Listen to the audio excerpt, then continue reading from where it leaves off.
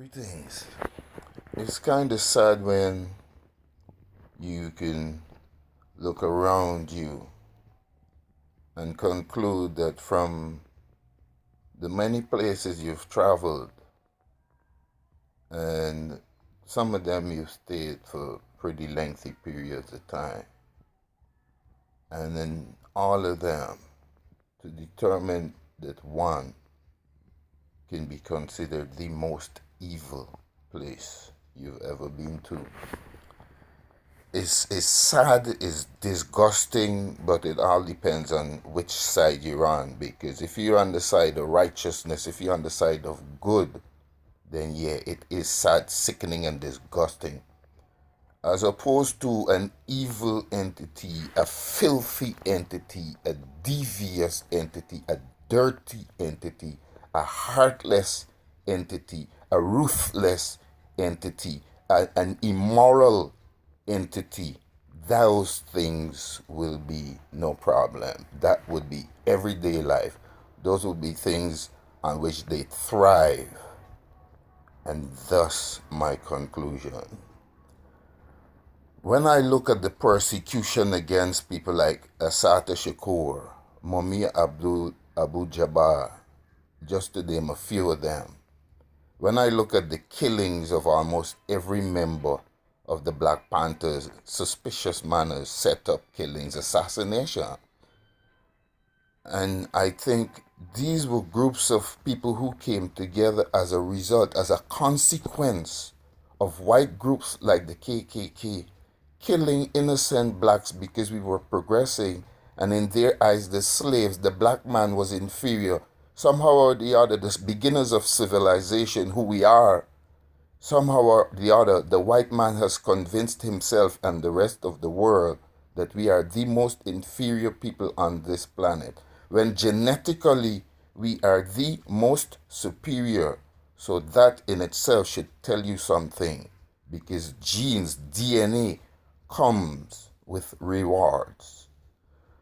But that's beside the topic. So all these people were killed off who came out to defend the cause of righteous and just innocent blacks, Africans, descendants, who were killed by law enforcement, KKK, among others. The MOVE organization in PA is one example, where, and the Tulsa, Oklahoma is another, Seneca in New York is another, Seneca Village, where even the federal administration got involved in killing innocent black men, women, and children.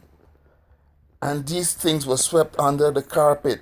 No justice was ever, no persecution was ever carried out, no justice was ever served. And then the people who are made to live through all these evils, somehow or the other, are supposed to be humble and meek and sheep-like and docile. And then daily, these same swine, these same evil demons attack us in the streets dressed in uniforms, enforcing laws imposed by demons who somehow or the other seem to think that we must obey these laws. But even though they're persecuting Assata for these murders and these other things that they claim, that they allege, no one has ever gone after the multiple murderers of Africans in the 50s, in the 60s, in the 70s, even though they're photographed, they're graphic images of hanging bodies of innocent black men, women, and children. But then when you speak out against these things, you're quickly persecuted. You might suddenly see a few white men dressed in weird-looking clothing, hammering and nailing up wires all across your neighborhood and your apartment, and then you're wondering, well, what are they doing? They're quick to place surveillance on the speakers of the truth. They're quick to place surveillance on those who come in the cause of justice and righteousness. And that is enough to conclude that you are dealing with demons. And if you are a righteous person, it is time that you stand up and take these demons down. It is the reign of good over evil. Evil cannot reign over good any longer. Wise up, wise up, rise up, and stand up. Wake up.